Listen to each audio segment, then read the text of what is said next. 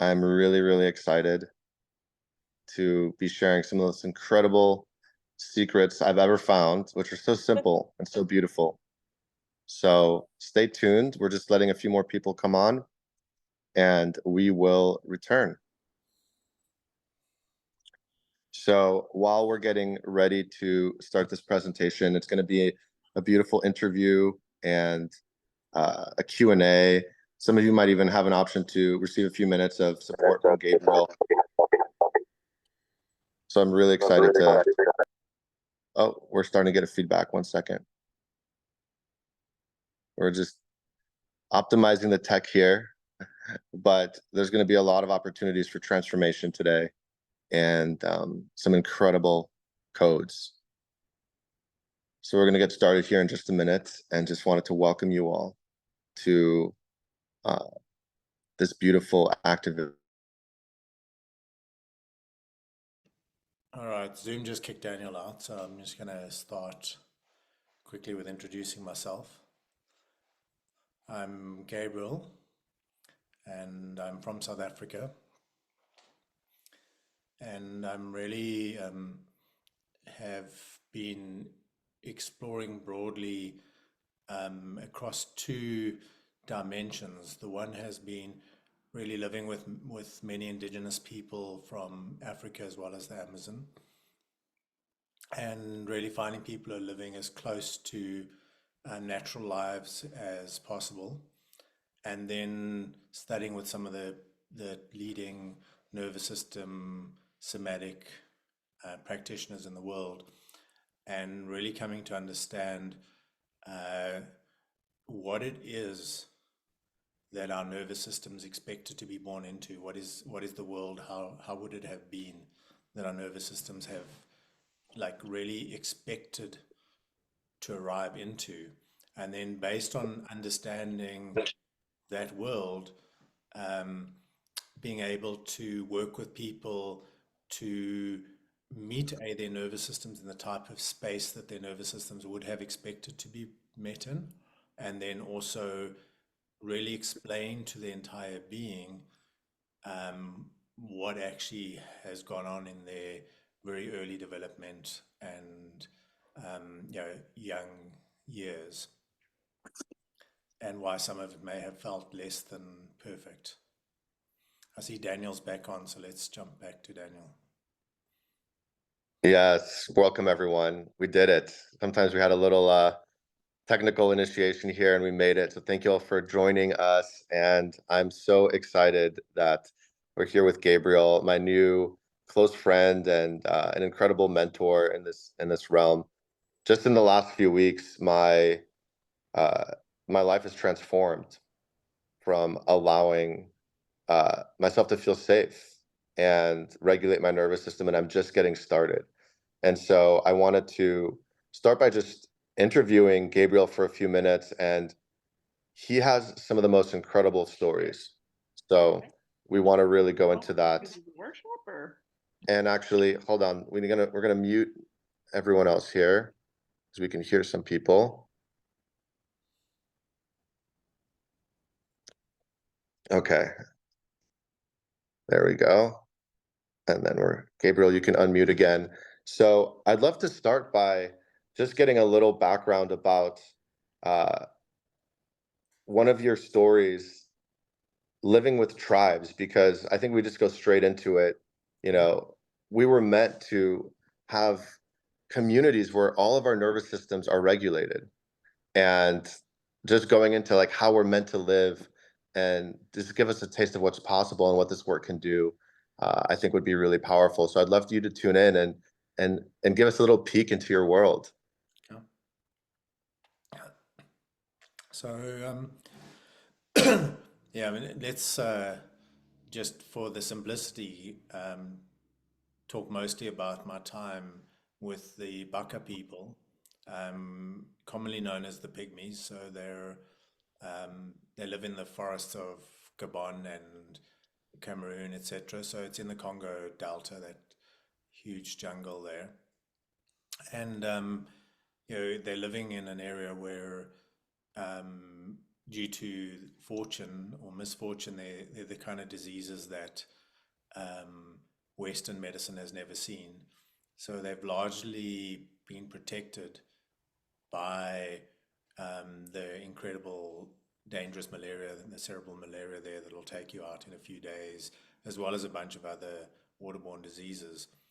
Um, and this has allowed some of the pygmy people, some of the Baka, to live, to go back into the forest and live pretty indigenous lives. The people I lived with were a mixture of some people that had chosen to willingly go back. So in the old days, the missionaries pulled a lot of the children and put them into schools. And then some of the pygmies and some of the Baka people chose to go back deep into the forest and reestablish that life. So they're certainly not uninfluenced by a Western world or anything like that. But living hunter-gatherer life, shotguns still instead of the traditional way of hunting. So I don't want to romanticize this in any way. But one of the profound things that I found living with them was that I noticed within a few days that there were no children like crying and whining and moaning and looking for parents' attention and being children in the way that I had come to expect children to be living in a more Western world.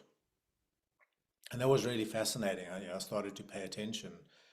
And particularly when, the thing that really rung my attention to that was when I did hear a child cry and suddenly noticed that I hadn't heard that for weeks and weeks and weeks. I hadn't heard any like disturbances.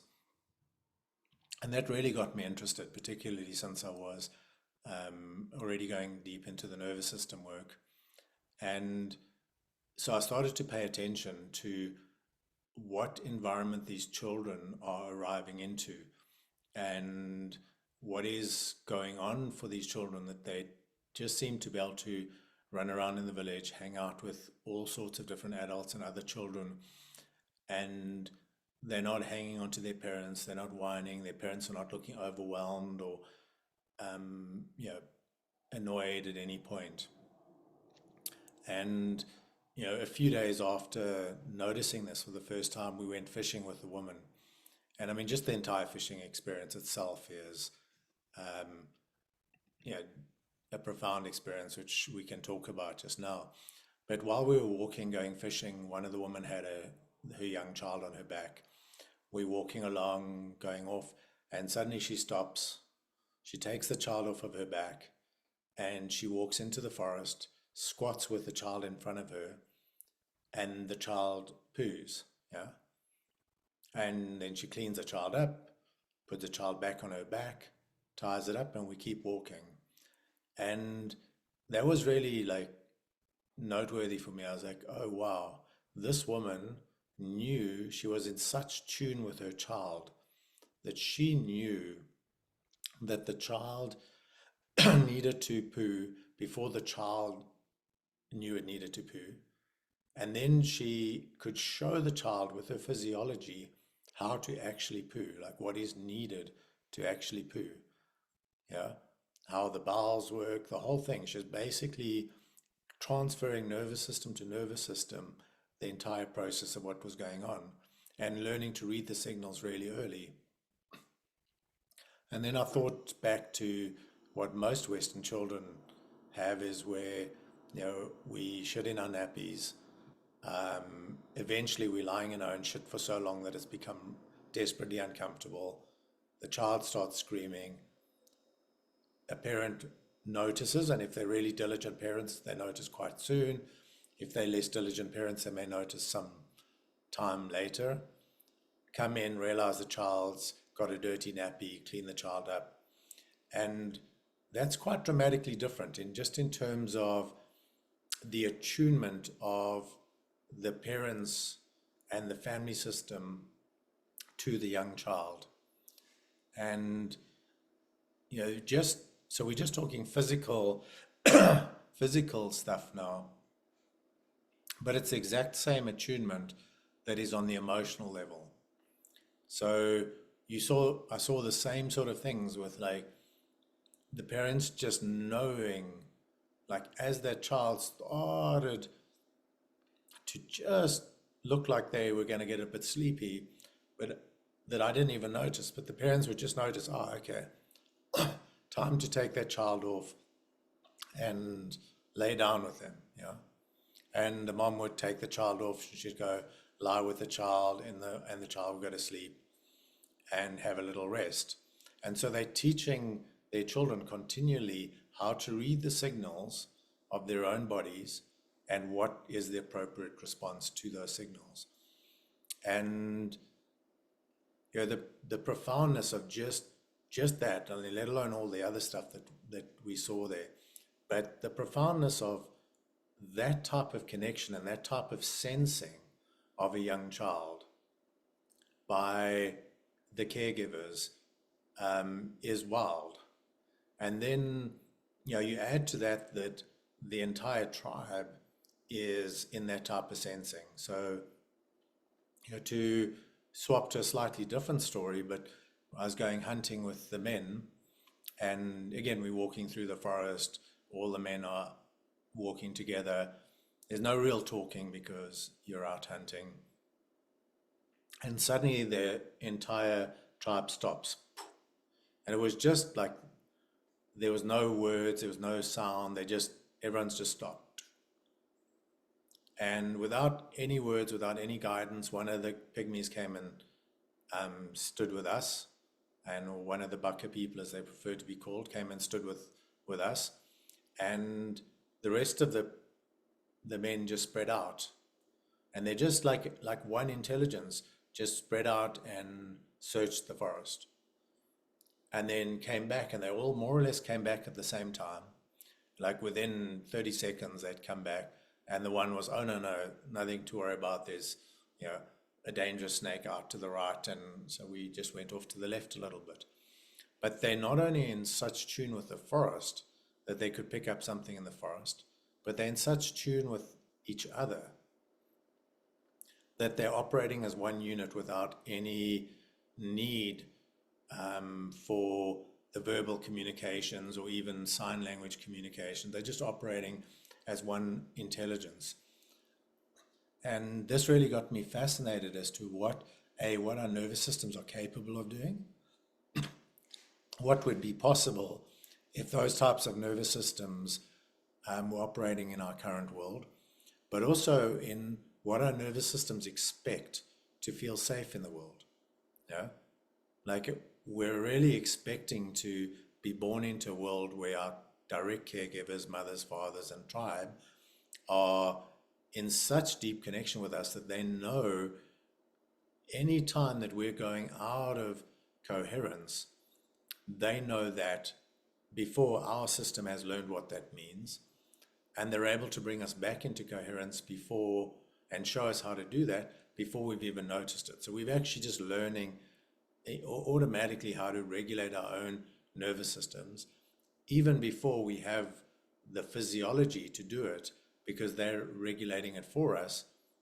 And we may not have all the nervous systems that develop over the years developed yet, but already our biology is learning to feel danger and then come back to regulation, feel danger, come back to regulation. And they're doing it just because the entire tribe is doing that all the time.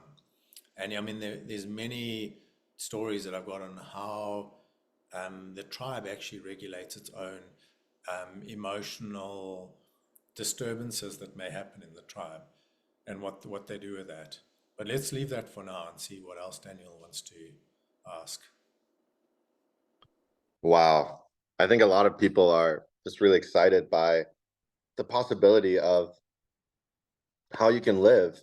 And what excites me even more is not just like, oh, this is some rare tribe, we're never going to achieve this, but we can actually experience it.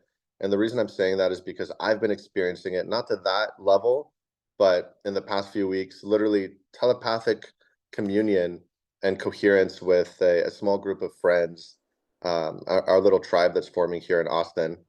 And I can't put it into words how profound it is, how beautiful it is.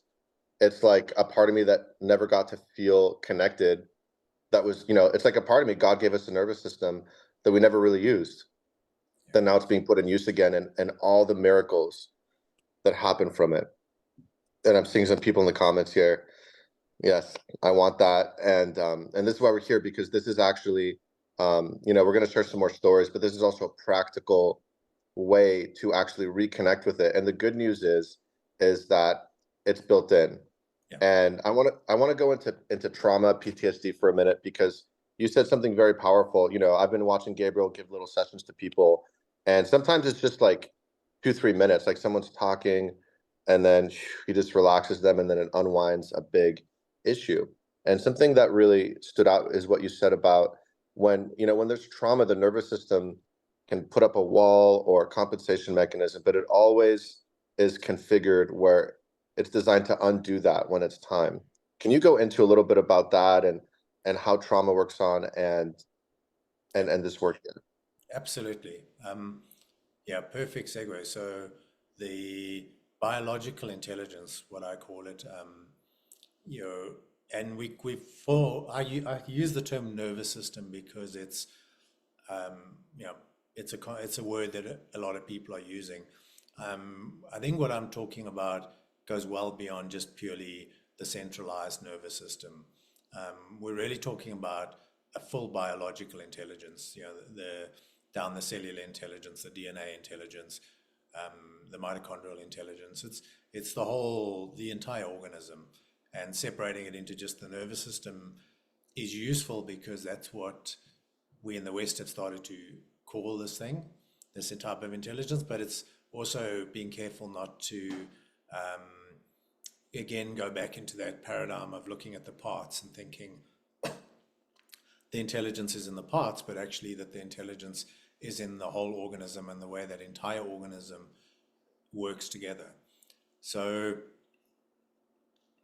yeah, just in terms of that organic intelligence, it's you know, it's developed way before any cognitive capability developed. If we're talking just when the first early primitive nervous systems developed, you're talking about 500 million odd years. It's a long evolutionary period, and I mean I don't know if science has got all of that exactly right, but that's kind of the numbers they're throwing around. So you've had this huge evolutionary period of this intelligence figuring out how to survive and adapt to its environment. And then in the last blip, we suddenly had this cognitive capability that came in. And what we're doing with this work is we're really going back and understanding the miracle of this organic intelligence. So many people talk about it as like I've heard people say, you know, well, it's a pity that we have this like ancient hardware in a modern world and it's not well adapted to the modern world, and things like that. And it's actually, for me, it's totally untrue that we've got this ancient hardware that isn't ill adapted. We've actually got the most incredibly adaptive hardware, this biology that I've ever come across. Because if you take the difference between our natural environment and like living in a tribe and being born into a tribe and the world we live in today, and the way that so many people that I interact with were raised, and ranging from neglect all the way to like active abuse. And the fact that our nervous systems have been intelligent enough to adapt and survive to that is a miracle. It's just like, it's unbelievable that we can actually do quite well in an environment that is so foreign to our nervous system. And I don't mean foreign in terms of the buildings and the roads and the cars and that. I mean foreign in terms of the way that people connect with each other and that we connect with nature as living beings. It's such a foreign environment. And part of the reason why we can live that way is this organic intelligence. And I'm just going to start to touch what Daniel was speaking about, which is the reversibility of this process. So our biological intelligence basically, let's say a young child and just 1 month old child, like a 1 month old child does not have the capability or need the capability of assessing whether there's a dangerous situation in the world. It makes absolutely no sense for a young child to be able to assess, is this world dangerous right now, or is the world safe? Yeah. Yet at the same time, that young biology can feel when the adults around it are propagating danger or propagating safety. Yeah. But it doesn't have the capability of assessing that. And it also doesn't have the capability of doing very much about it. Yeah. Like it doesn't have the capability to run, it doesn't have the capability to fight. That 1 month old child is pretty much subject to what the tribal nervous system does and how the tribe does. So what it was designed to do is if the tribe goes into this panic and this fear, because there is really a dangerous situation, the young nervous system would then lock that information away because it doesn't have the capability to regulate itself yet. That comes much, much later in the evolution or in the development. It doesn't have the capability to do anything about it. And if it allows those sensations to run through the body, it'll overwhelm the body and stop any sort of development. So what the child does is it locks away this child nervous system, not consciously.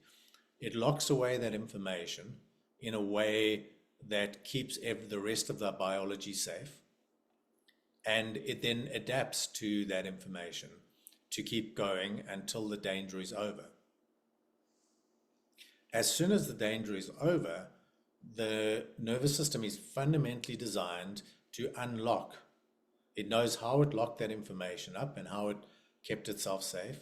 As soon as it's safe, it knows exactly how to unlock that information and allow that information now to be processed through its own biology because it's being supported by the tribe and by the nervous systems of the tribe, because the tribe has indicated life is safe again. So this is the fundamental design, is it knows how to lock the trauma away, and it knows exactly how to unlock the trauma when it becomes safe. So for most of us, or for many of us, we landed up feeling unsafe, as even in the womb, young children, we locked away the trauma. We never got the signal from our tribe that it was safe again.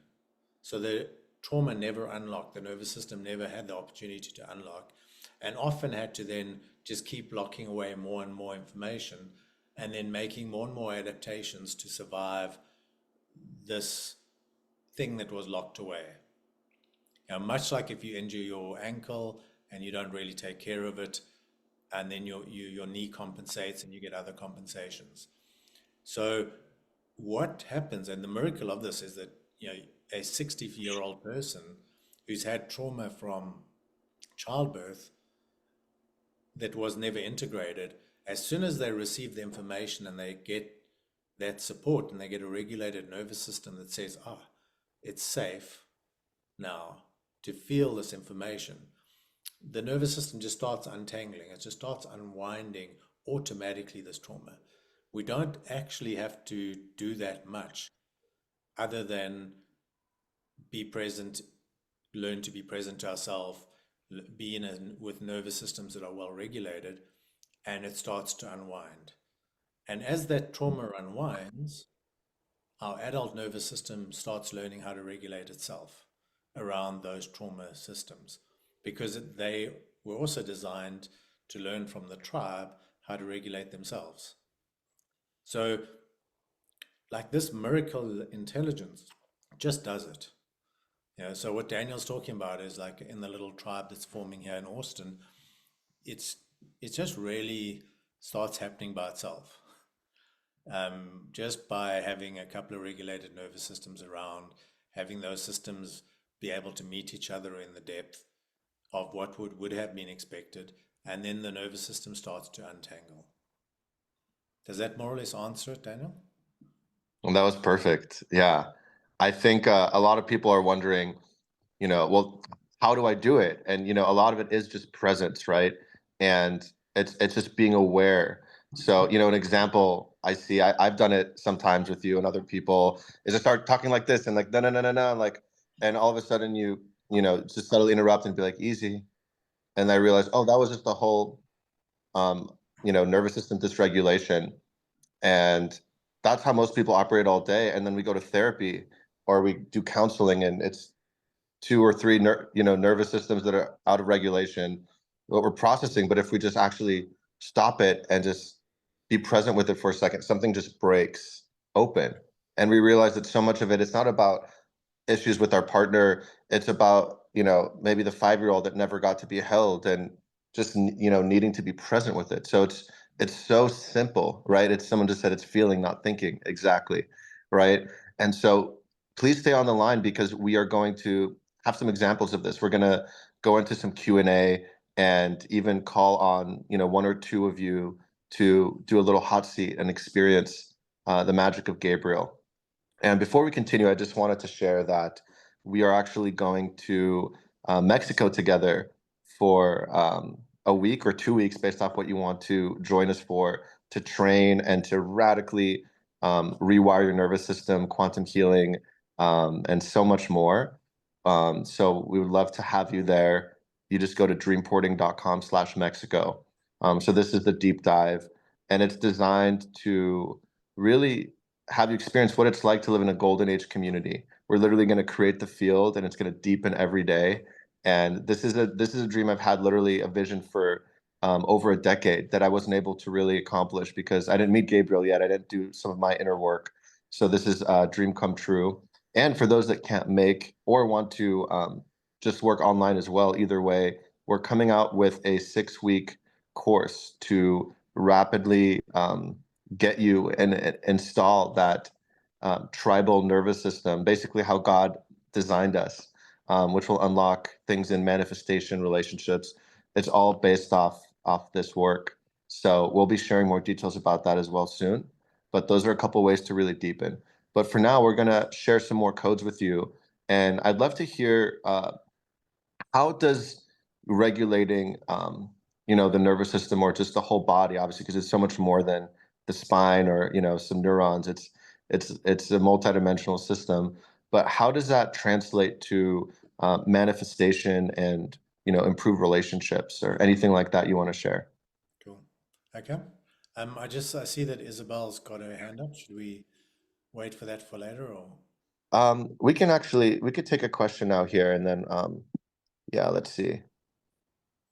Isabel, do you want to ask a Yes. question? Well, I actually wanted to raise my hand to be a guinea pig and have a demonstration, if that's Oh, later okay. on. Yeah. But it's just mainly on the surroundings of feeling safe. I've Okay. got this very traumatic engraved within me. Beautiful. So let's maybe Mm. take a few more questions from Daniel, and then we're gonna, yeah, then we're gonna Okay, so yeah, we'll call you back then. and grab, Beautiful. and then thank you for Yeah, mentioning we'll definitely go this. into a few people here in a moment. So yeah, just so people kind of understand how it's related, how does the nervous system relate to life in these ways once you start being aware and regulating it again? Yeah. So, yeah, once again, there's this somewhat of a limitation in viewing it as the nervous system. So there's the nervous system, and then there's the biology. And living outside of the biology is the biofield. Yeah. And the biofield is, as best as I've been able to figure out, a quantum scalar field. And in the old days, the Indians called it an aura, but scientists couldn't possibly call it an aura. So when they've started to really explore it, they've called it a biofield. But essentially, it maps somewhat to what would have been called an aura, an auric field. But what we found with the biofield is that the biofield, and Eileen McCusick really did a lot of work on this on biofield tuning. So I'm just going to repeat some of her work, and then I'll add what I've discovered on top of it. But the biofield is built up in layers. So the outside layer of our biofield is our conception. Beyond that is our ancestral information. And then layer after layer of the biofield, as it comes closer to our bodies, is the years until our current age. Yeah. And the importance of this is that if we start to understand this biofield, is that the trauma is actually stored as wave information in the biofield. Yeah. Our nervous system is a tuning fork, or our biology is a tuning fork for the information that is stored in the biofield. Yeah. So the way it essentially works is you've got, interference patterns in the biofield. And let's say information, we were talking about relationships. So we'll end up being attracted to somebody. The reason for the attraction can be many, but usually the attraction has both a trauma and a gift component. And maybe Daniel and I can talk about the gifts and the trauma later, because I think it's really important to understand. But let's say, we meet somebody and we find them attractive. What usually is happening is our traumas match their traumas. In other words, they have oppositional responses to similar traumatic incidences. And your classic is, your empath and your narcissist. Like, they tend to find each other attractive. And that is because their waves in their biofield match each other and hook into each other. Yeah. And what we also have with that is usually the gifts match each other and look like they could create incredible harmonies with each other. And so if if this information comes in through our biofield and it goes through our nervous system, and our nervous system can regulate that information, in other words, the information comes in and our nervous system is able to say, there's no immediate danger right now. Yeah. Right now, if I look around the world and I check everything out, I seem to be safe. This information that's been triggered and activated in my nervous system is not in the current moment. It seems to be coming from somewhere in the past. What the information we give back into our biofield is the information that I'm safe, this is well, all is good. Yeah. And so we actually start to create layers of filtering in our biofield between where the information got hit maybe as a very young child or even in the mother's womb, where that information got touched and those two pieces of information started to resonate and amplify each other. And we start to build up filters that filter that information out so that by the time it reaches our current age, it doesn't feel like it's happening now. Yeah. If we don't have those filters, when that information gets touched, it actually feels like right now I'm in the same crisis I was as a 3-month-old child, as a 2-year-old child, whenever that latest version of that trauma got touched in our biofield. So our nervous system is actually primarily a tuning fork for our biofield.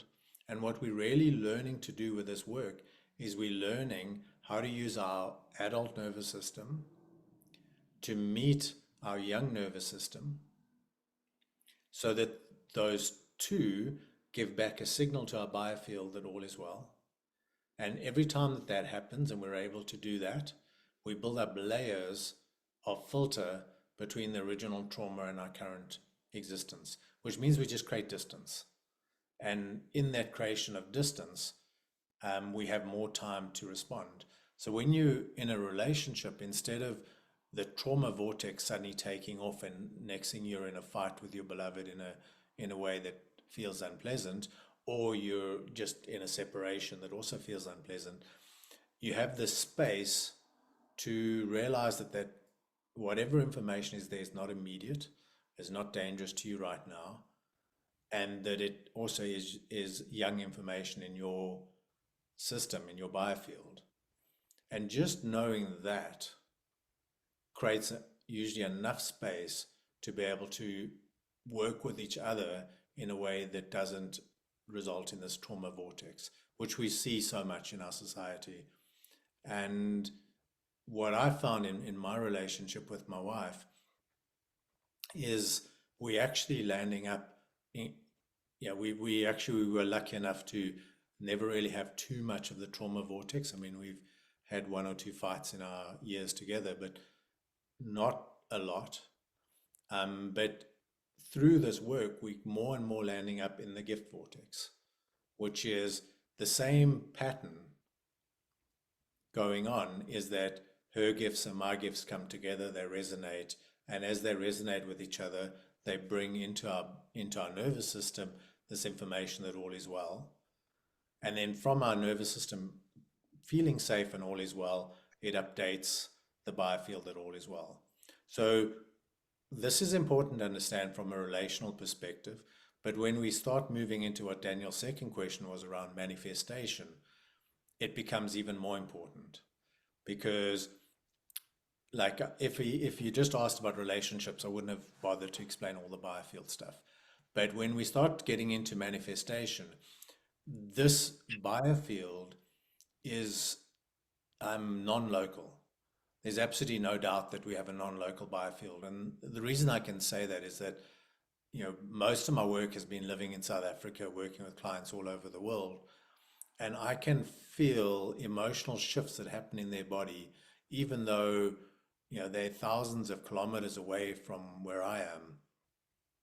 I can still notice, oh, there's a shift. I can notice where it is. I can generally say, in your heart, did you notice that shift? And they're able to say, oh, yes, I did. They may not have noticed it originally, but when I bring attention to it, they're able to say, oh, yeah, I noticed that's in the heart. And I can do that when there's no picture on. Yeah, obviously it's easier for me when there's a picture, but I can do it when there's no picture on. So that information is being transmitted from their system to my system non-locally, i.e. immediately, as in trained beings. So we know for sure that is, we're dealing in scalar waves and quantum non-locality at that point. And that happens to be the same place that we're interacting with the universe in terms of manifesting our realities. So as our nervous systems start to regulate, and those young traumas, which are actually vibrating. So let me take a step back. If you've got trauma sitting in your biofield and it's resonating, and your biology is not able to make the assessment of whether you actually truly are safe in this moment or not, and that your biology might need a group of people to actually be able to do that, usually does. If your biology can't make that assessment, your feedback loop keeps looping the trauma back from your biofield, through your biology, into your biofield, into your biology. And so what you're effectively doing is you're transmitting information into the bigger quantum field beyond your biofield, that there's this trauma that's wanting to be healed, this trauma wants to be healed, this trauma wants to be healed, this trauma wants to be healed, this trauma wants to be healed. And so what you're basically doing is anybody who has matching trauma is now attracted to that trauma. The universe starts to orchestrate events for that trauma to be highlighted. And suddenly, I mean, some people say our nervous systems lead us into a path of that type of healing, and I agree in a way, but really our biofields, or that quantum facet of ourselves, is sending out the signal that this thing wants healing, and the universe is responding with events that are perfectly created for that healing. The difficulty is if we don't have the tribal nervous system that's able to help us through that healing process, we actually just land up repeating a traumatic pattern again and again and again and again, and landing up in the same manifested reality. So as our nervous system starts to be able to regulate itself and starts to be able to stay in that center point, my personal experience is that I've found I'm able to sit much more often, like a large percentage of the time. For me, it's now getting to the majority of the time, sit in this being that I know is emerging. And the more I'm able to sit in that being that's emerging, the more my biofield is transmitting that information into the universe. And the more it transmits that information into the universe, the more the people and the things that are helping me create that reality come into my field, and magic synchronicities occur. So I think if there's any more questions on that, Daniel, or is that? That was such a beautifully worded share. And just to give you an example, you shared a story of someone in the tribes basically using, tuning into the biofield to find a pair of shoes, and they would just feel it, right? And could you just share maybe a quick example like that, just to Absolutely. like a practical example of how can you actually use this to manifest whatever you want? Yeah. Yeah. Okay. So let me that's jumping into a different part of my life altogether. So I was living on the streets of Cape Town at the time. Um, I had been through quite a big shattering, and yeah. So the interesting thing about the streets of Cape Town is that certainly in that era, I think less so since the COVID era, where they've become quite occupied with all sorts of people. But in that era, most of the people living on the streets were the original indigenous people of the Western Cape. So the vast majority come from Hottentot or Khoi ancestry. Some of them even from San ancestry. And many of those people haven't really changed their lives that much from when Westerners arrived. They just kind of adapted to some extent from, you know, living off of the excess of the beaches and the land there to living off of the excesses of white civilization. And the result of this was that many of the indigenous people ended up spending a lot of their time in jails because they didn't understand property rights, etc. So you had this interesting mixture where you've got primarily indigenous people who, for now hundreds of years, a lot of their population have spent a reasonable amount of time in jails, and the initiatory rights of the people in jails, um, the initiatory rights of the people, the indigenous people, have landed up in the jail system. And so just by sheer chance, living on the streets, I landed up hanging out with these people and going through some of these initiations.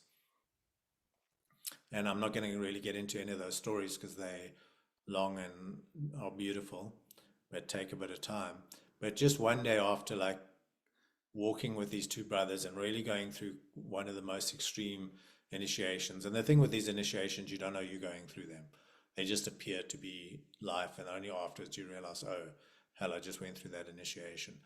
But I went through this crazy initiation with these two brothers. We were walking back to the community that I lived with, and it started to rain. And the brother was like, "Oh, I need a raincoat." And so we're walking along, and he just stops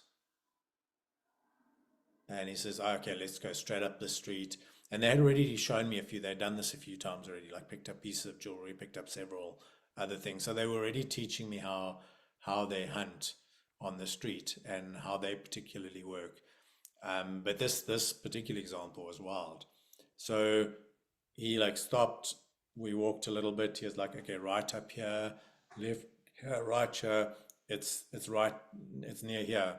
And as we walked up, there was a raincoat folded on top of a dustbin with two shoes on top of it. And he walked straight up to the raincoat, took it, put it on. It fit him perfectly. He took off the little like jacket that he had that was like cloth jacket, folded it up, put it down. These beautiful leather shoes were there, so he put those on. They worked perfectly. He put his sneakers, put them on top of the jacket, on top of the dustbin, and we went off continuing. And you know, it was like, yeah, this was like by this stage the fourth or fifth incredible thing I'd seen him find on the street. But still, I was just absolutely flabbergasted by the way in which they could hunt the quantum field. They were actually able to track and take those old Bushman tracking skills that would be able to track animals through those ethereal realms. And they were actually able to track like jackets, pieces of jewelry, all sorts of things like lost objects in those ethereal realms and find them. And yeah, and that this, like again, it's one of those profound capabilities that is inherently natural to to be human. But there's a certain level of nervous system regulation that is required for that to be possible. And, you know, everyone on the street that I met that had been to prison and been through these gangs, these prison gangs in the Western Cape, the numbers gangs, um, spoke about the fact that they'd gone in as boys and come out as men. And this really was because they'd gone in and they'd gone through these initiatory rites. And the leaders of those gangs had some of the most regulated nervous systems that I've ever come across in my entire life, because for them, it's life and death. Yeah, if they're not, you know, really in a regulated state, it's not like, oh well, you know, life doesn't go so well. It's like actually they're in danger. So that's the one story. I don't know if there's others you look at, Daniel. Oh, there's so many incredible stories you have, and we can share for hours. We're actually going to do some more free classes for you all over the next couple weeks to really dive deeper into this. But just for time's sake, because this has been so beautiful, I'd love to go into some questions. So if you have specific questions about this work, you could put it in the chat, or if you feel like you're going through something very personal, you want to raise your hand, and we'll do our best to call on at least a couple of you here to, and the important thing with, if you raise your hand and you get on the call with us, is to really just be present with Gabriel, because you might want to share something, but then he's gonna potentially gently interrupt you, and it's an opportunity to go even deeper into a nervous system regulation and so much more beyond words. So we're going to open it up now, and Gabriel, if you feel intuitively called to pick someone with their hand raised, let me know who's calling to you. Well, let's start with Isabel if she's still around, just because she put her hand up first. Beautiful. Yeah. Hi. Thank you very much for taking my call and everything.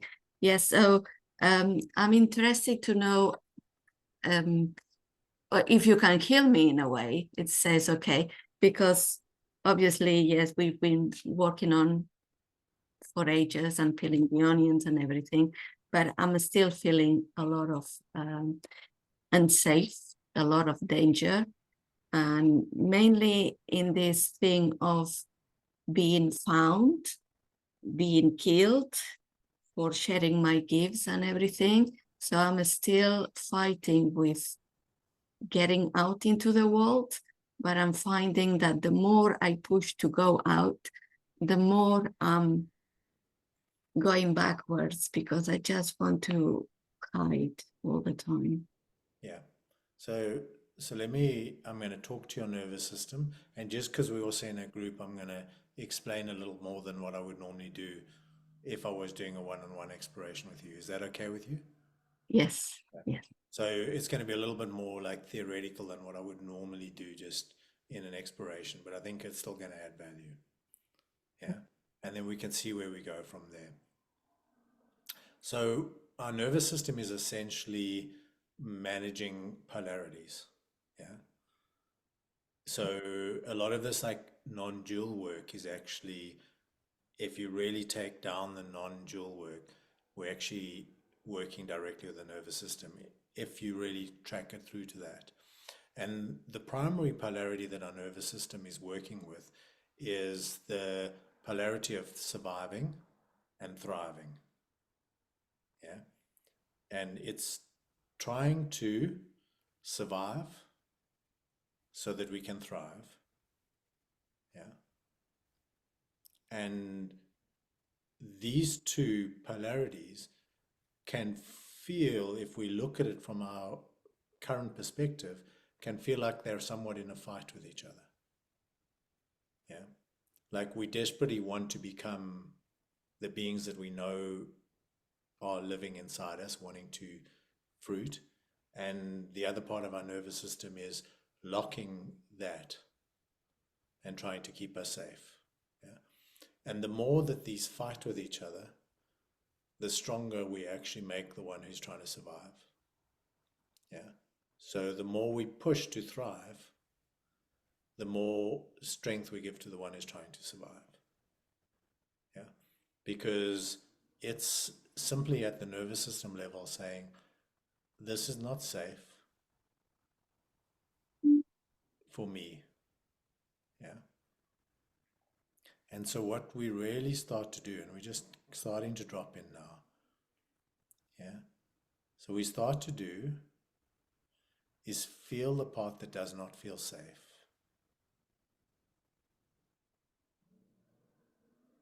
And how does the not safe feel in your system?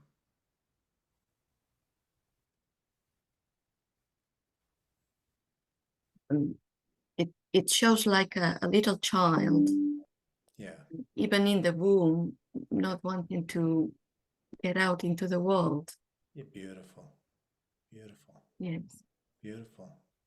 And do you see the little child, or do you feel the little child inside yourself?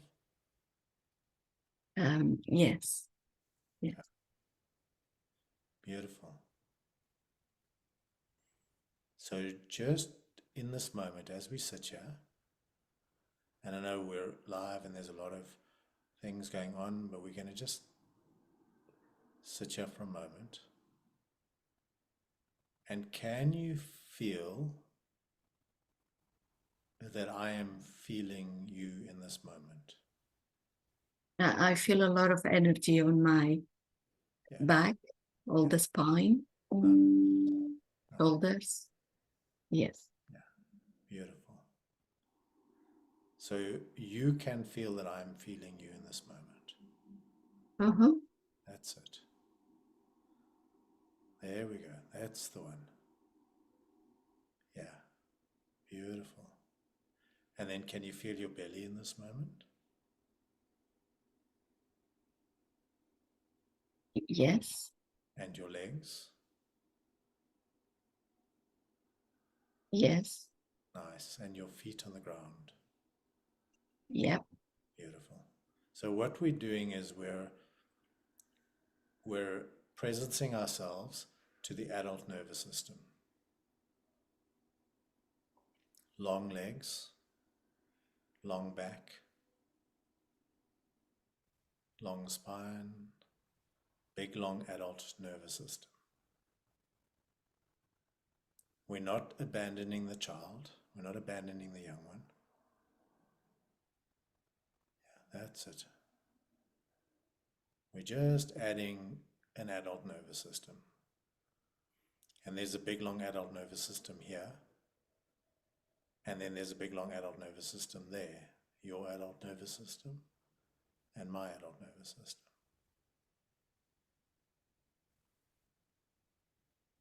So this is dual awareness. It's like really being aware of our adult body, our adult biology, and then this young information that somehow never got integrated.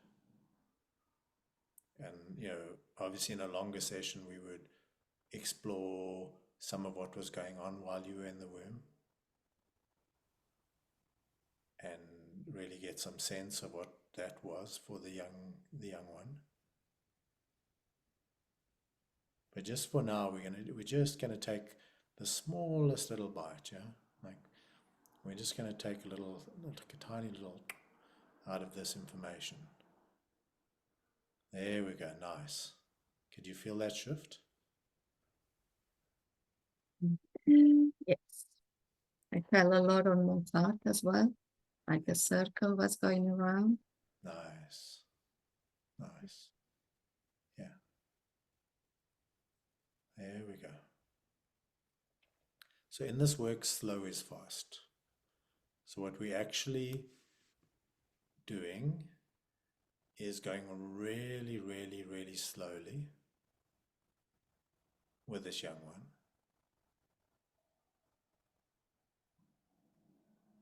And the reason is that I'm going to just add some theory. Again, I wouldn't necessarily do this if we were in an exploration one-on-one, but just for everyone else that's here to understand, but also valuable for you.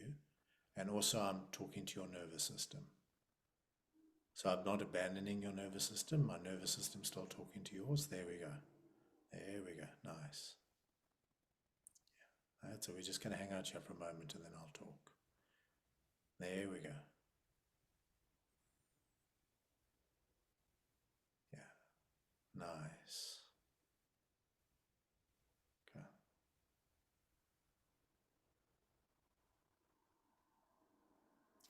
So what happens is our adult nervous systems, learned from our parents and our caregivers. Now, they learned how to take care of our young ones from our parents and our caregivers. Yeah. Yeah. And so what tends to happen is that we try to look after our own young one in the same way that our parents did. Even if we may be a slightly gentler version of it or whatever, but we tend to, like you were talking about, try push and force, and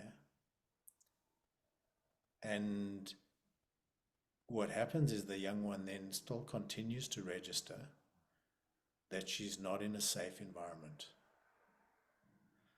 From her perception, she's not safe. Yeah, because she's being pushed. You're trying to thrive, you're trying to become incredible, and you, in a way, are leaving her behind. Because that's what you learn from your parents.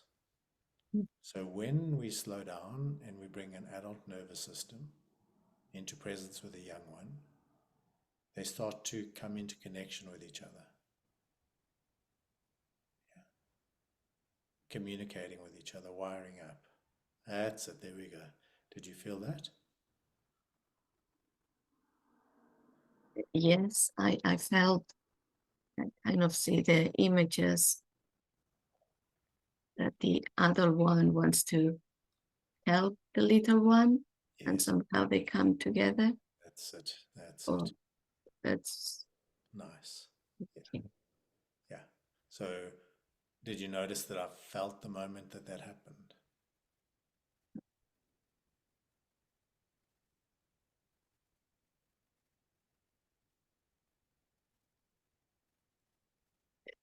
Yes, I suddenly feel more calm, Yeah. Beautiful. definitely more calm. The pressure on my back subside. So yes, is that now I'm feeling something on my mind that says, is that possible? Is that actually finally a success or something? So Beautiful. yeah. Yeah. Yeah. And we, again, we celebrate the mind. It's the end point of the nervous system. Yeah. And in many ways, it's had to come online and try and solve information that was out of harmony when it started developing. And it's like, wow, okay, thank you, mind, for checking.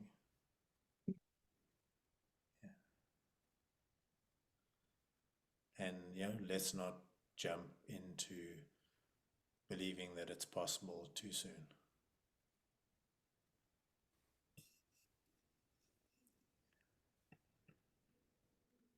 Say, we call those types of things protectors, yeah? They're things that stop us from going too fast. Yeah. It's like, oh, is this possible? Okay, when that asks the question, then we know, okay, slow down, take, let that one who asked the question just be here and value it. And so every movement that happens in our system, whether it's the young child who is screaming or the mind going, is this possible?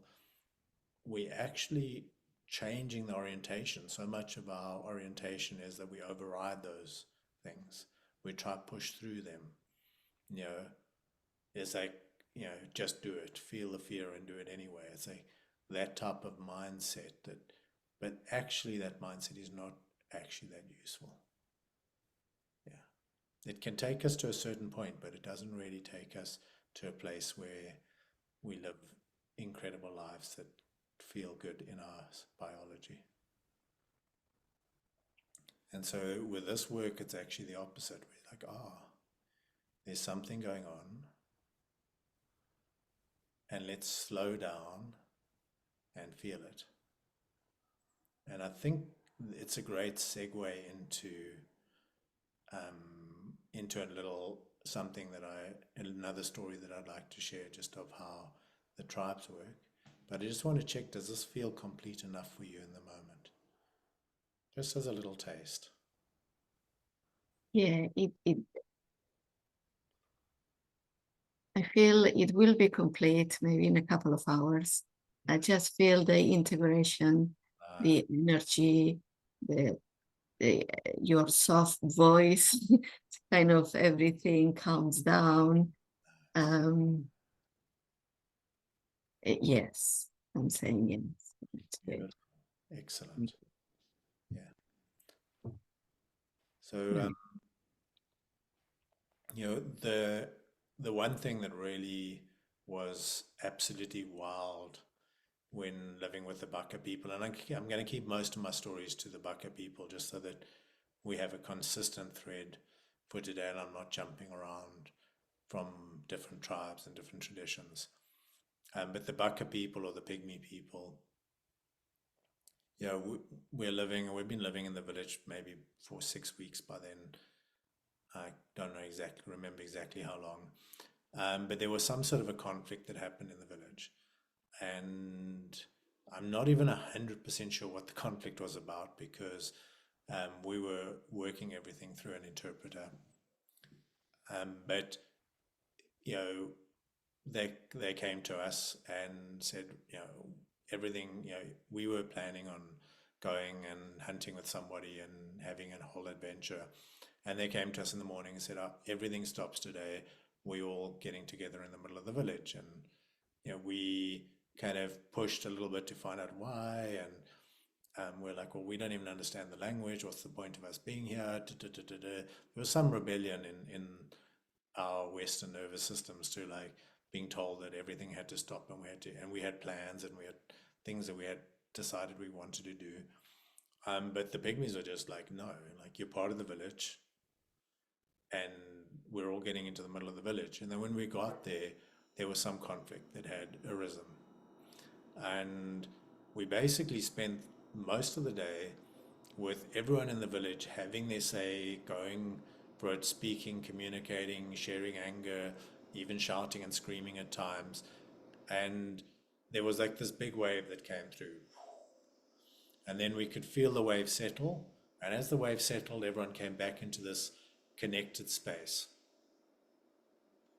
And as soon as they were in that connected space, it was like everyone just knew, okay, now it's over. And people went off and they did their cooking, and somebody went off to go look at his fishing lines to see if he had any fish, and like village life returned back to normal. And then that evening, we had a huge ceremony, and the ceremony was for the forest, because now the shaman came out and he said, the forest spirit needs us to do this ceremony. And so there was dancing and singing all night. And so the incredible thing is the intelligence of this community, that the minute there was disharmony, any sort of emotional disharmony, it wasn't like, there's a bit of emotional disharmony, we're just going to continue with our life and do whatever we do. It was like, no, there's the emotional disharmony. The first thing we do is we stop, we get together, and we clear the emotional disharmony. And nothing happens. There's no like, I've got an appointment, I've got a schedule, I've got nothing happens until the disharmony has been cleared. And once the disharmony has been cleared, then yeah, people went back and did some of their stuff. And then there's a ceremony that night where we now clear the disharmony with the forest, because there's an understanding in, you know, at the most fundamental level, that there wouldn't be a disharmony amongst the humans if there wasn't a disharmony in the forest, and if there wasn't a disharmony between the humans and the forest. So it's working with the disharmony on all of those layers that was being expressed by the disharmony in the humans. And there's not even a like, oh, it's these two people that are in disharmony with each other. It's an understanding that there's a disharmony in the village that is being expressed maybe by these two people feeling some anger or annoyance with each other. And just understanding the importance that they place on being in an emotionally regulated place as individuals as well as in a group is absolutely mind-blowing. And I've got many stories of like where they worked with myself in that way, in different scenarios. But just with what we were touching there is that when there's that disharmony, we slow down, we stay with the disharmony, and when the disharmony clears, we move again. And most of what we do in the Western world is we try to keep moving, and maybe until the disharmony is so bad that it explodes everything up and we have no choice but to feel it. And we think that that's the most efficient way. Whereas actually what I've learned in this work and what I've seen in my life and in the people I work with lives is the more sensitive we become to disharmonies and the more we train ourselves to observe disharmony, the more smooth our lives go, and actually the more we create and the more of our lives that we're wanting to create that get created. So that's just really an add-on to what we were seeing there, where pushing against that mud or pushing against the trauma and trying to overcome it in that way just never actually results in us achieving that thing. I don't know if Daniel's still here or...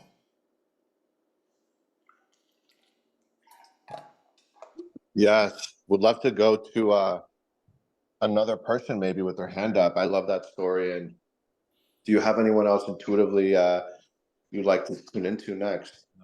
I mean, I think you can grab somebody that you feel called for. So many incredible souls here. Let's see. How about Natalia? Would you like to go?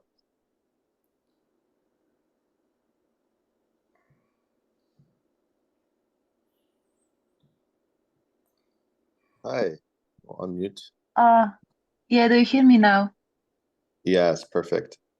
Okay, great. Thank you for sharing all of that. You are actually sharing now.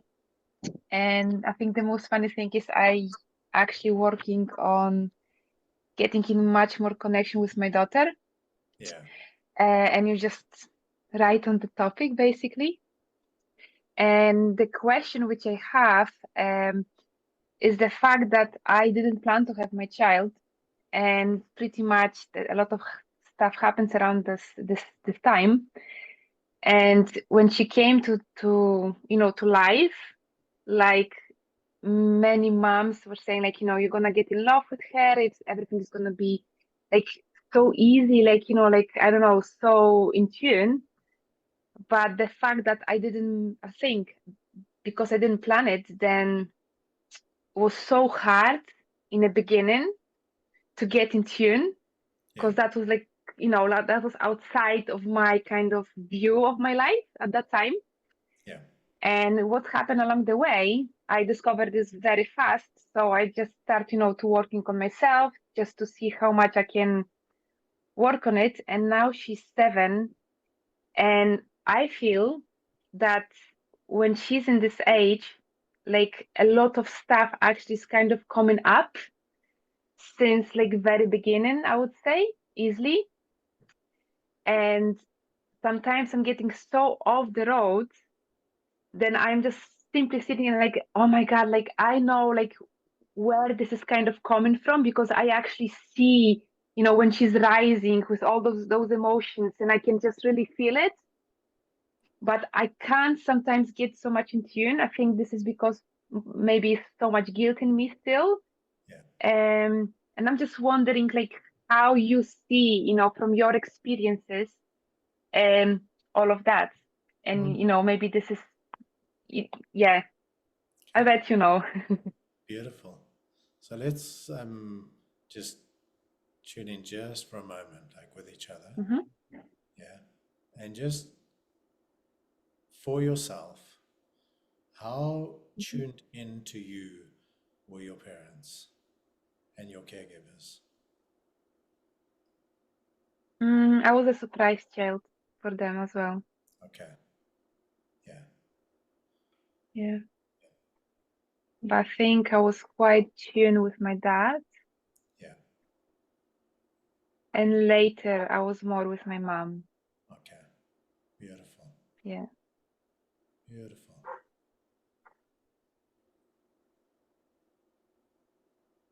That's it.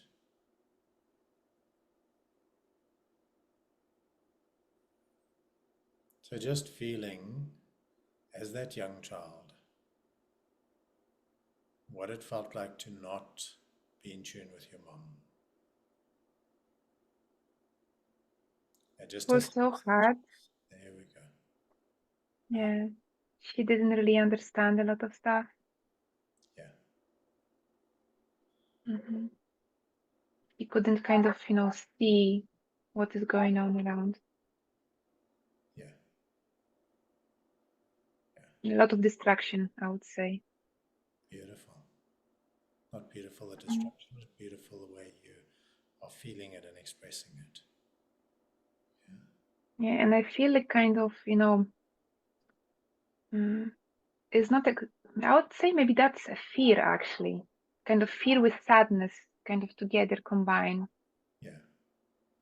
And how do you sense that? You showed it beautifully with your hand. So maybe if you show it with your hand again, Mm-hmm. fear and Yeah. that sadness. Yeah. Mm-hmm. We just slow that down Mm-hmm. so that it's, yeah, there we go. And where is that in the body? In my heart. In your heart. Okay. Mm-hmm. Nice. So let's slow that right down to as slow as it can be. And just noticing the fear, the sadness in the heart. And I love the fact that your other hand is supporting there.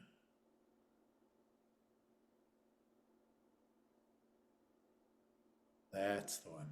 Nice. Nice.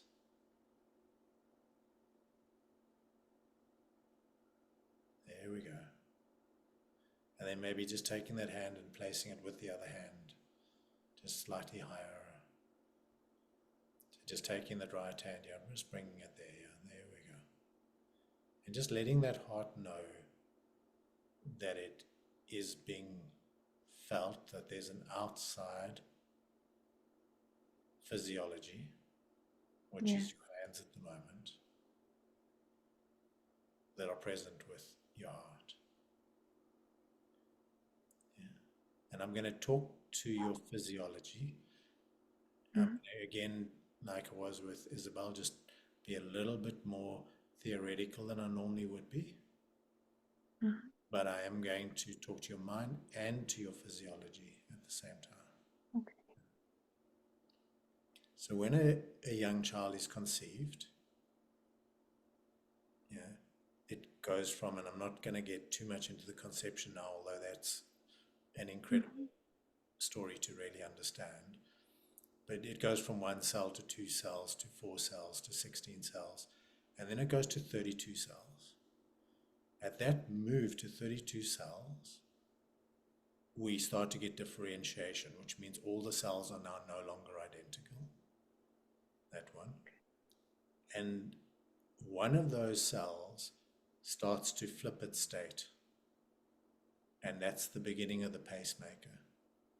So that's right at the beginning of the intelligence of what becomes the heart. And it starts right then, like when we're just 32 cells big. So already at that stage, that cell is looking, that heart cell is looking to the mama's nervous system Mm-hmm. to be in tune with it. Yeah? As it learns to become the heart cell. And eventually the heart nervous system. And eventually part of the heart. Yeah? And then we continue, and really at 14 days, the heart nervous system is noticeable. Yeah.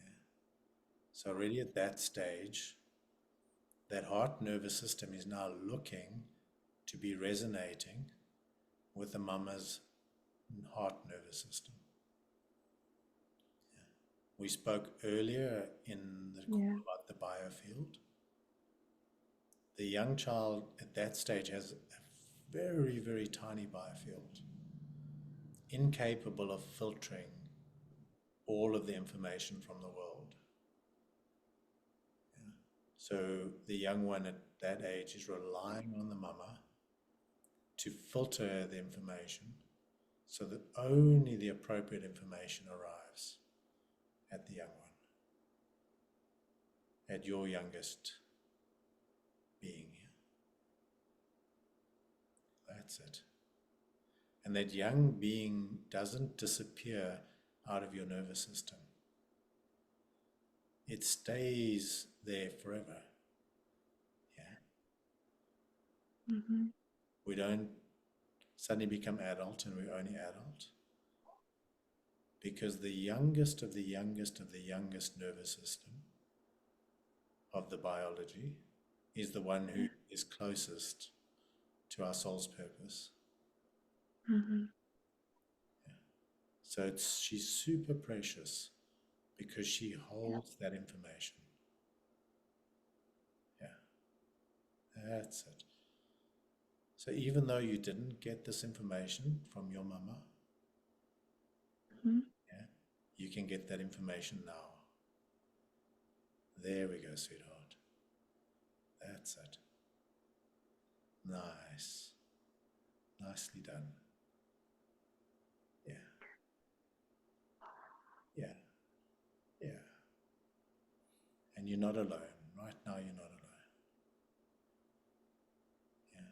There's a big, long adult nervous system here with you.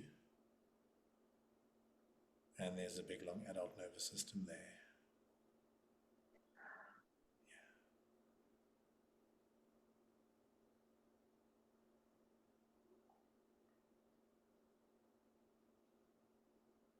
And we're just here together, just hanging out.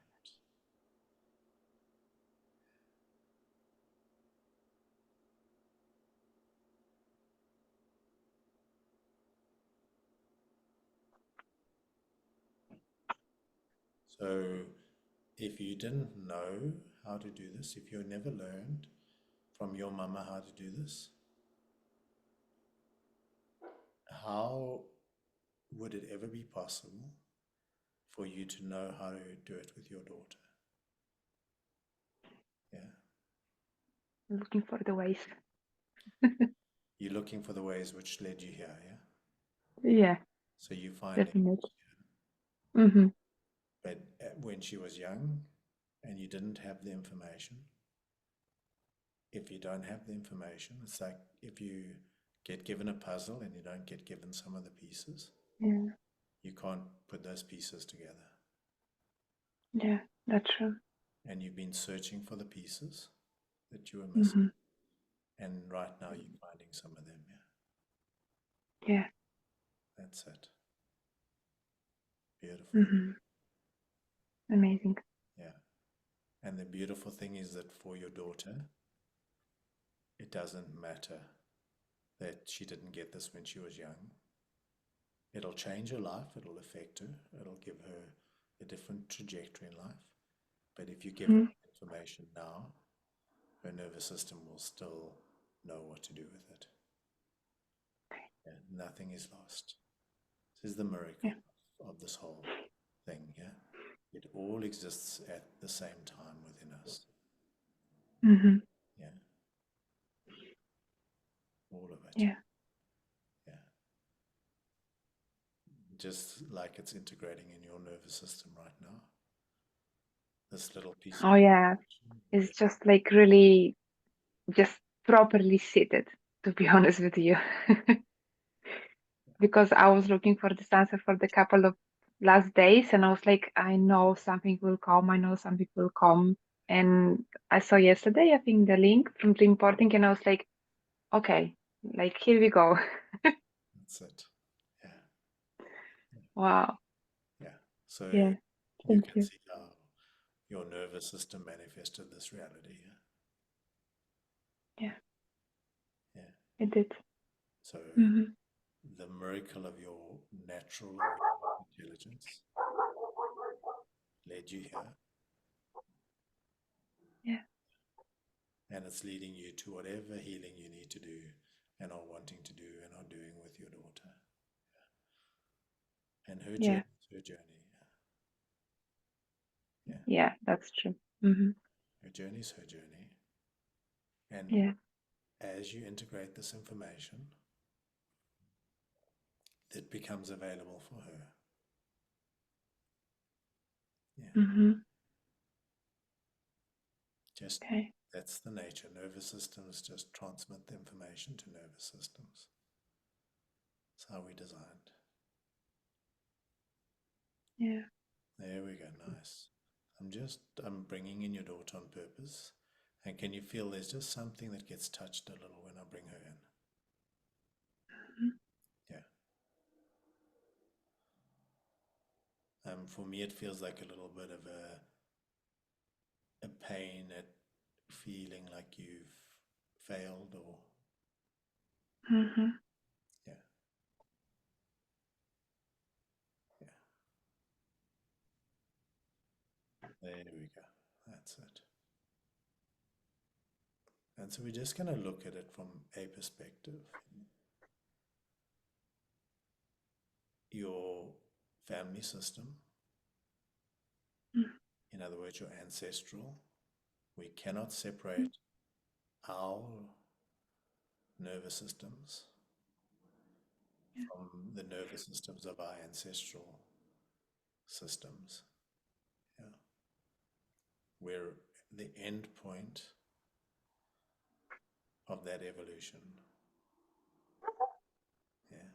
So something Yeah. in you came to this world to integrate information that was not integrated in your ancestry. Hmm. Yeah. And that's what you're doing right now. Yeah. And you came in as an act of love to integrate and love that ancestry, your parents, their grandparents. Hmm. Yeah, there we go.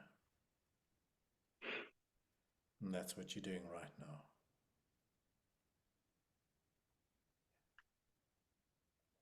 There we go. Nicely done. Nicely done, sweetheart. Yeah. Yeah, that's it. Yeah.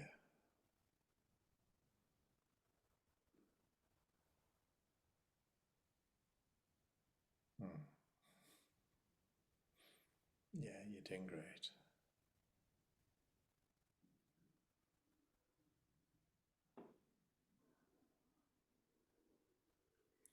Just while we're here, and I'm going to stay with your nervous system,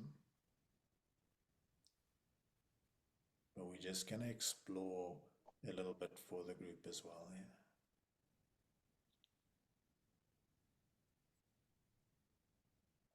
So one of the things I don't think it's a big shock in the West anymore, but it certainly would have been 20, 30 years ago,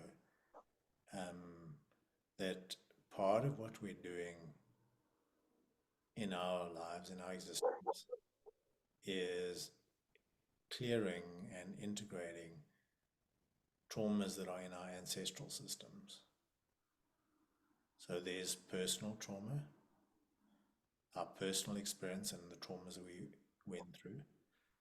And most of those resonate quite closely with the traumas that come from our ancestral systems.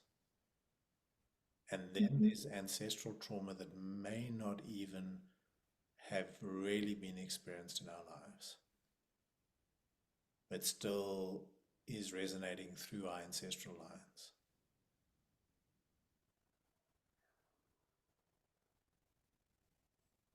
And part of what we're going through, particularly at this time on Earth, as we go through this massive transformation, is clearing our ancestral lines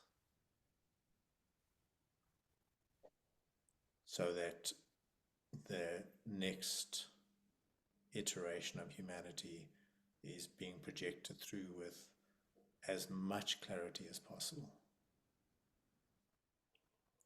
And for me, that feels very much like what you're doing. Yeah. You're changing the patterns that came from your ancestral lineage. And that's brave work to be doing.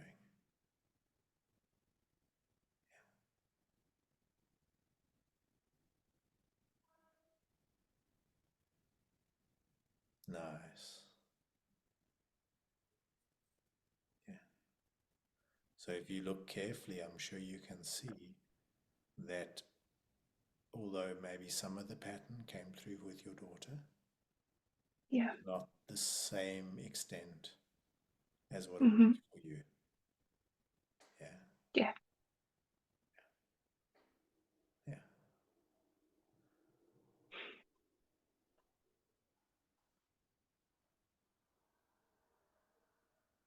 Nice. So you're learning something new. Yeah?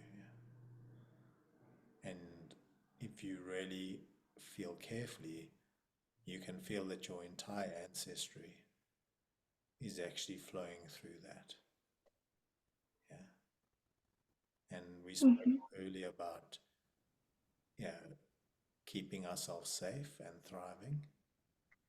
And our ancestral information is trying to do both of that. In whatever world they brought up in, where they felt it was necessary to have this trauma,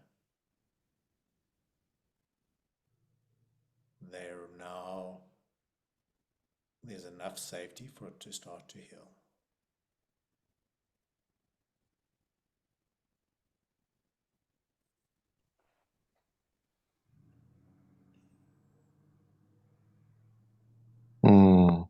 This is so beautiful.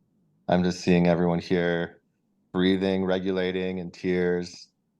And it's such an honor to have you on, Gabriel, to be sharing just a small taste of this. There's so much deeper we can go. So I wanted to just take a moment here to thank you all for joining.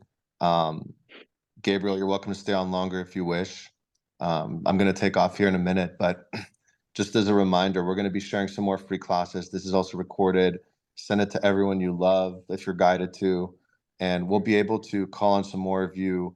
And what's beautiful about the course we're starting, we're going to send everyone some information about that in just a few days, is that Gabriel has a few incredible trainers that he's trained that will be able to help hold space and do a lot of one-on-one. So you'll all be able to receive a lot of one-on-one support and also some regulation games and exercises in breakout rooms. So it's very experiential.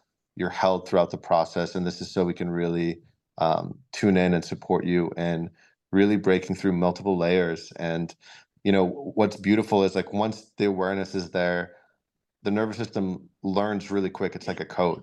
So as you can see, it's so simple, it's so easy, and it stays with you. And so I'm really excited to see a lot of you there. And thank you all so much for coming. And it's just a beautiful, beautiful path that I'm really putting all of my focus into right now. And I invite you to also get on this beautiful train, because it's something that was missing in my life. Doing all these other things without the foundation wasn't really working. And now all of my dreams are really landing because I'm allowing myself to receive them, because my nervous system isn't pushing them away and not feeling safe. It's allowing the intimacy and the abundance and the joy, and I'm singing, my creativity, it's all open now, in just the last few weeks. And so really want to inspire you that it's all possible. It's all so much easier than we thought. And this was a missing key that we were born with, that we're meant to live in community. And I'm just really, really excited to go deeper with a lot of you. So thank you all so much for coming. And Gabriel, how are you feeling? Do you want to end and we'll start a new one next week, or do you want to keep going? I do unfortunately need to get moving. I've got another thing going on at 1. So, Beautiful. but I did just want to just say that, you know, one of the people that will be around on the course is my wife, and you know, she's really the mistress of this work. You know, like I work with a lot of different things, and I've got a very wide range of interests. But she's something super special. So although I'm a little bit of the face of it at the moment, yeah, she's exceptional, and so she'll be supporting and in the background for that. She's amazing. Yeah, she has a whole other set of magical powers. She can literally speak to trees, and like nature, miracles in nature will happen all the time. Like it's like she's from a different realm. So and we have a couple other incredible legends that will be joining us. So I'm really excited. And for people asking about the mailing list, if you're not on the mailing list, just email info@dreamporting.com, or make sure to follow on Instagram, Daniel Raphael 1. I'm going to be announcing it here in a few days on both, and we'll definitely be doing at least one more free class and going a lot deeper as well. So we will update you all very soon on all this. And thank you for your patience and for being here and your presence. And I know a lot of you had your hands raised, so we'll do our best to really go deeper into you and your questions and your desires here on the next call, and hopefully see you at the course and or the Mexico retreat as well. You can learn more again at dreamporting.com/Mexico. It's going to really be the complete experience, and it's the most exciting retreat definitely by far we've ever created. And we actually have all of my favorite teachers and mentors coming, including Musa, the Sufi master, my friend Joe for primal living. We have royal shamans and famous breathwork facilitators, and Sarah Morel, for those that know her, and an option to be certified as a master dream porting practitioner for those that want to take this work further and learn more about the healing work as well of Gabriel. Whether you want it for yourself and or others professionally, or just for your family and friends, it's an opportunity to really master that, because the world's getting wild, right? It's a wild time, and the most important thing we can do is really regulate our nervous system to have that intuition, to know where to go, how to respond, and be resilient in this time of initiation. So I'm really, really excited to dive deeper with you all. And again, thank you so much, Gabriel, for joining us, and we will see you all very soon. Absolutely. Thank you so much for hosting, and thank you everyone who jumped on, and those people who were brave enough to sit and be facilitated in this type of environment. How anyone has the courage to do that is mind-blowing to me. So to the 2 ladies who jumped in, just wow. Yeah, so inspiring, and it helped us all. Yeah. Wow. A beautiful constellation today. Well, mahalo, lots of love, and we will see you all very soon. Thank you again. Blessings. Ciao, ciao.